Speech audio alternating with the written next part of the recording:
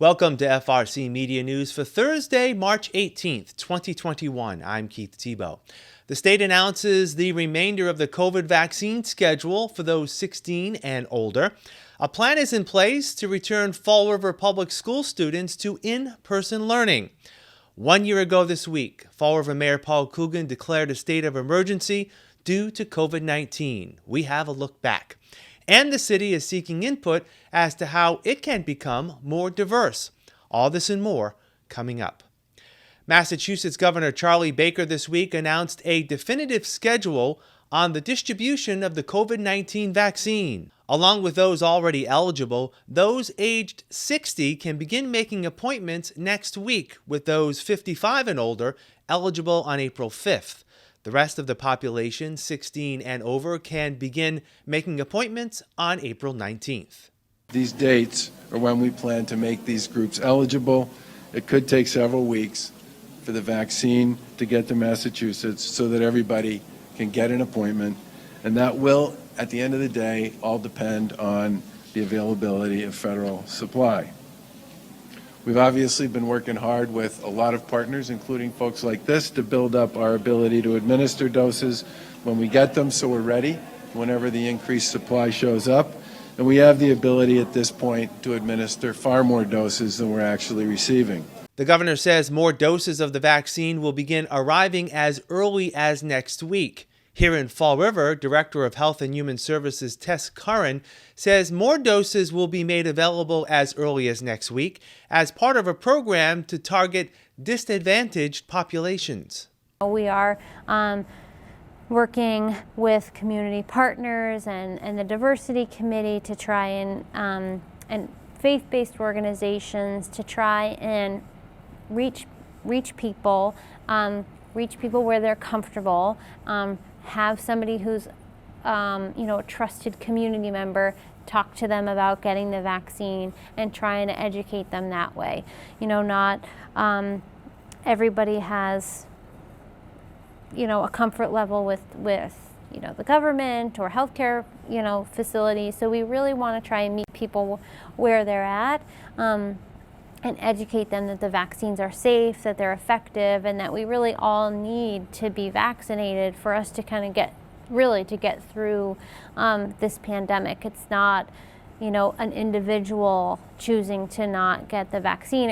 That impacts the community. So we all have to do our part, and that means getting vaccinated. Ms. Curran is hopeful the city will soon fall out of being one of only a handful of communities still targeted as a high risk of COVID infections. In conjunction with that designation, Mayor Paul Coogan says plans are in the works to reopen Government Center. We're going to put some more 6-foot spacing blocks in certain departments, which may be getting a little busy, but we want people to have access. This is their building. I'm just a guest. I'm a guest. I'm one of these guys you see on the wall, and I'll be off and gone when the time is right. But we want people to know that this is their building, and we're trying to get the services they need when they come down here, whatever it is. Today we're talking about dog tags and making sure the spacing was right for people that came for the dog tags. Or do we move dog tags to the lobby because that's going to be busy? So we'll do whatever we can to make it easier for people to get the services they need in this building. But this is their building, and they can come down when they want to. The mayor also says he's working on an inclusive plan on how to spend upwards of $73 million the city is slated to receive from the federal stimulus plan. Late last week, Fall River School Superintendent Matthew Malone laid out his plans to return students to in-person learning as mandated by the state. Students in grades K through 5 will be back full-time in person beginning on April 5th. Students in grades 6 through 12 are slated to return on April 26th. Parents with students who have been fully remote still have the option to continue to keep their children at home. We've done all the due diligence with the surveys and phone calls. It varies by school. As Matt said, he doesn't have many cohort B kids that want to come back, but at the elementary level, there's many. Now, this is a work in progress. It's not going to be perfect, and I've sent a video out this week where we said we're asking people's patience and flexibility, and so far, people have understood that that's what it's going to take. But our goal is 5 days a week over the next couple of weeks, and as many kids back as possible. FRCMedia is producing a series of programs looking back at the COVID-19 pandemic in Fall River 1 year after it began. 1 year ago this week, Mayor Paul Coogan declared a state of emergency in Fall River. Reflecting on the past 12 months, the mayor said there's no handbook for a mayor on how to guide a city through a global pandemic. You bring people in and you try to start to form some plans. How are we going to do this? What are we doing here? What are we going to shut down? What's going forward? Is anybody going to be in the building? Is no one going to be in the building? What about people going to work? Are buses going to roll? What are we doing with the school kids? What are they doing during the day when there's nobody to watch them? So all these things have to try to come together. And some of it, I mean, and I don't know, you don't get it right the first time. You just keep plugging away till you get something that's workable for everybody. I think if you remember how the disease went, we went through a really big early surge, and then it kind of petered out a little bit in the summer, and then we got hit again in the fall, November and December, and now we're on a downward trend again. So it's cycling, but you have to make plans to deal with it, whether it's PPE, which we were really scrambling for, masks, hand sanitizer, trying to make sure our nursing homes were safe. All these things were coming at you from different areas, and people would be calling here, I don't have any masks. You know, I remember meeting South Coast hospitals out at my car. I had a couple hundred masks in the trunk, and they were grabbing them then because they were struggling to have masks for all their nurses, and nobody knew what was coming, and it just kind of overwhelmed us at the beginning a little bit. Director of Health and Human Services Tess Curran said her office has had some training in dealing with infectious diseases, but not at the scope of COVID-19. This is an ongoing kind of education for us in public health. I think what's different here is just the capacity was just so great. The case counts were so great for so many months that the system was overwhelmed. And that we, you know, our plans were for a vaccine clinic, you know, that would be a 24-hour bioterrorism operation, not, you know, a 6 to, you know, 8 month long-term vaccine plan. So the playbook was there, but it's, you know, was a much greater capacity, the long-term versus these kind of short-term things that we you know, we always knew that this could be occurring, but it you know, didn't quite think that it would be, the duration of it would be as extensive and as long as it has been. The mayor said as soon as the city shut down, questions from residents increased and evolved. The questions at the beginning were what's going on, what's going on, what's going on, what's going on, and they wanted to know what we were going to do and what was going to happen, and there was a lot of nervous people. And then it transitioned to testing. Where can I get a test? When can I get a test? When are my results coming in? I took a test, I was wrong. The test is faulty. The test is good. I was mistreated at the testing sites. And now it's vaccines. Where's the vaccine? When can I get a vaccine? How am I getting them? Who do I call? And it's constant. It's part of the cycle of being a mayor in the city of Fall River. Mayor Coogan said as the year progressed, the enormity of the case counts and deaths seemed unreal at times. Think of it. Think of it. I mean, you got 12,000 people that were sick from a virus that came from God knows where, and 300 people died from this. When we did the count, we were counting how many lives we lost at the same time. And I remember when we lost our first one, I was like, holy mackerel, someone passed away. And then it just kind of gives it a new twist. And now you're not only counting how many people are sick and how many people are dying, but even, you know, even one is one too many. So when you're in it every day and, we have 10 cases today, you're like, what's that? We have 12 cases. Now we have 30 cases. I mean, at one point in the fall, I think we were running 200 cases a day.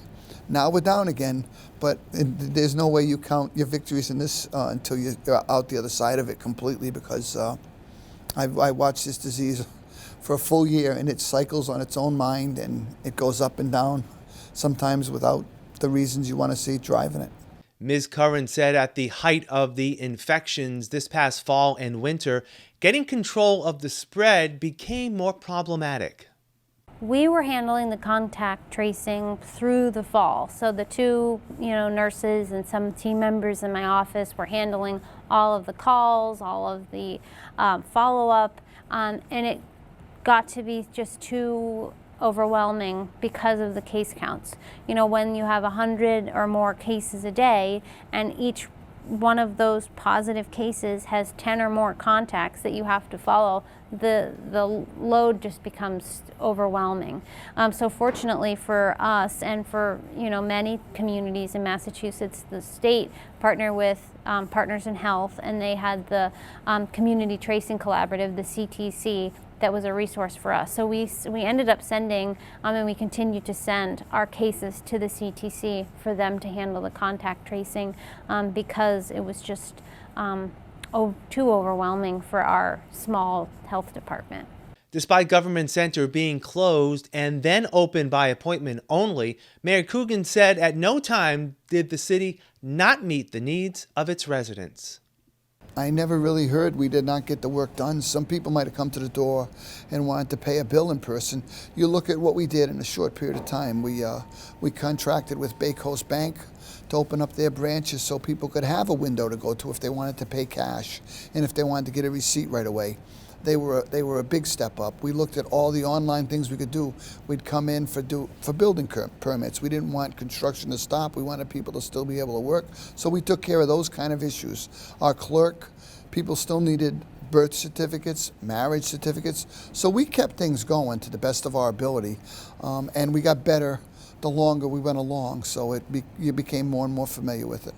Now that the city is in the phase of getting vaccinated with an eye toward recovery, Ms. Curran says she has seen a sense of relief in the faces of local residents. We've seen people crying at the vaccine site because they're just so overwhelmed that they're finally, feeling just this sense of relief that maybe they have an element of protection even after their first dose. We've seen elderly couples who are leaving, who are hugging as as they exit, or giving high fives, or calling family members as they're leaving. So it's really it's such a wonderful feeling to be able to provide people with an opportunity to get the vaccine. After so many months of feeling just seeing all these cases come through, and the number of residents who have passed because of COVID, that the fact that we've been able to vaccinate, over 2,000 people has just really been rewarding, because we all want to get through this, and the vaccines are what's going to take us there. Both Mayor Coogan and Ms. Curran credits the work of city departments and collaborations with public and private partners in getting the city through the pandemic thus far. Mayor Coogan said, "Through it all, residents have remained supportive and patient." No one's ever really said a cross word to me anywhere in the streets. Never. Facebook, you see it a little bit. You got the people hiding behind a keyboard, they'll pop you, and that's okay. But when you walk around the city, I go to Walmart, I go to Market Basket, I might go to Burlington. I'll go anywhere. Everybody's very kind and nice, and they always say, "You're doing a good job. What about this? What about the litter?" But those are normal conversations for a mayor. So I don't take any of that bad. I just look at, okay, we can do better. But people have really been great, and they've done on their own, without Paul Coogan, without Keith. They've done a great job on their own. They've tackled so many things to bring us out of this nightmare that they've stepped up themselves. I mean, you go by the food pantry, whether it's St. Anne's or the YMCA, and there's people lined up. There's volunteers on top of volunteers trying to help. So I think the people have been great. We continue our series next week with a look back at how the pandemic impacted local business and the role our local social service agencies played in helping those in need. You can catch our full interview with Mayor Coogan tonight at 9 p.m. on Channel 95 or on our special webpage, frmedia.org/1 year later. There's been another change in the federal corruption and extortion trial of former Fall River Mayor Jaziel Correa. This time, the date has been moved up from May 4th to April 20th. The former mayor faces over 20 counts alleging corruption regarding his failed Snow Owl app company, and extortion in seeking kickbacks from those interested in opening recreational marijuana facilities here in Fall River.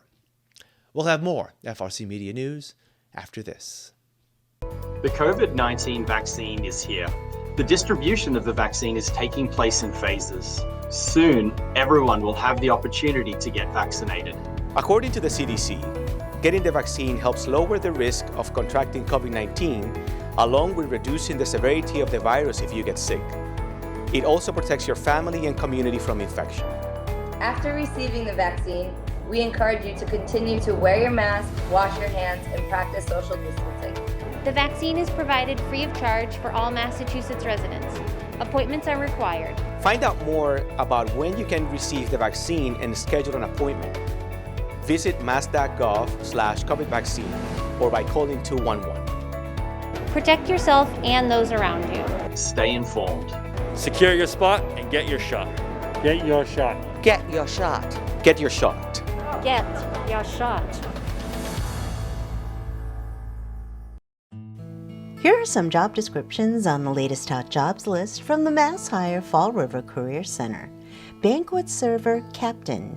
The Fall River Country Club, located at 4232 North Main Street, is looking for a part-time banquet server captain, responsible for planning dining events, managing the food and beverage service, and tending to guests' requests and complaints. Job number 146-43032. Office Clerk. Pro Chemical and Dye Incorporated, located at 126 Shove Street, is in need of a full-time office clerk, responsible for order entry and general office duties. Job number 146-09890. Container Shop Welder. Republic Services, located at 45 Mariano Bishop Boulevard, is seeking a full-time container shop welder, responsible for repairs, painting, and performing maintenance to containers and roll-off boxes. Job number 146-47279. H&R Block, located at 4171 North Main Street, is in need of the following full and part-time positions. Receptionist, job number 146-46778. Associate Team Leader, job number 146-46785. The Sarah S. Brayton Nursing Center, located at 4901 North Main Street, also is in need of the following full and part-time positions. Registered Nurse, job number 146-41758. Dietary Aide, job number 146-41932. For more information on these or other positions, visit Mass Hire JobQuest at jobquest.dcs.eol.mass.gov or call the Mass Hire Fall River Career Center at 508-730-5000. Welcome back. The pandemic is still putting a crimp in local job growth. The city of Fall River saw a spike in unemployment for January. The jobless rate rose to 11.8%, up from 10.6% in December.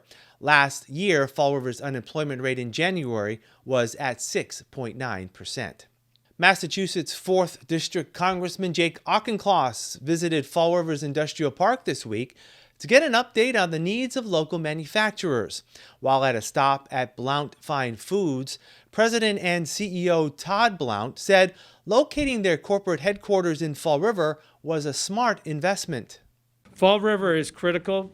I always say mostly because we love where we live, number one, but number two, the workforce here, both at all levels, high and low, is incredibly hardworking and dedicated. So we're pretty committed to that. There's so many issues, both locally and nationally. So especially when you're going to the end of a pandemic that really affected the whole country. So the issues that we got through successfully, we've done in partnership locally and federally, but also to get out of this, to go forward with the employees that we need here, it's going to be a joint effort. So pretty happy to have the support. Mr. Blount said despite the pandemic, his business has flourished and he's currently seeking workers to fill jobs across the company. Congressman Auchincloss said his visit coincides with the passage of the latest federal stimulus bill, and the input will drive future legislation. This collaboration that you're seeing here, local, federal, business, state, is how we are going to build back better. This is how we are going to ensure that we come out of this pandemic with a stronger workforce, a stronger economy, and an economy that works better for everybody. Fall River's Committee on Diversity and Inclusion is seeking input and suggestions on how to make the city more welcoming for all residents. Committee member Bobby Bailey says the committee has developed a community survey and will hold a virtual public forum next week. I think within the city of Fall River, we're a very small, tight-knit community, but I also think we have a lot to learn from one another.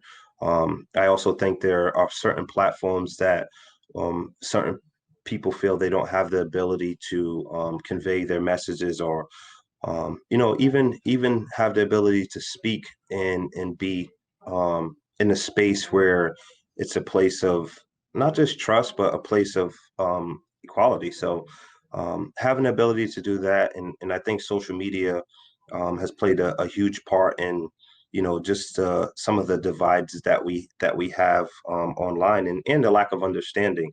So having the ability to gain some of this data, bring people in the same room, and have conversations with your neighbor, I think that's important. So from that, we also hope to accomplish some other things as far as just bringing leadership and understanding their level as well. The virtual community public forum will be held next Thursday, March 25th at 6 p.m. The Little Theater of Fall River gets back on stage this weekend, albeit virtually. Correspondent Brian Fraga spoke with Little Theater President Aaron Gendro-Visco on how the production of the performance of the last 5 years will work. And basically, we videotaped a performance of the last 5 years, start to finish. They did it multiple times. And we picked the best, the best show that, everybody sort of who was involved felt like, yes, this is the best one. And that'll be available on March 20th. So people have been buying tickets.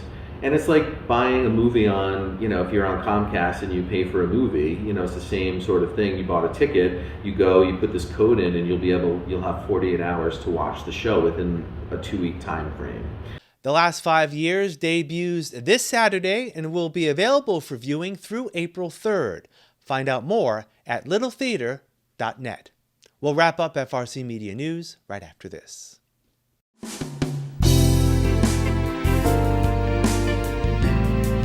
Welcome to Hot Dogs and Cool Cats. Today we have Miss Elsa.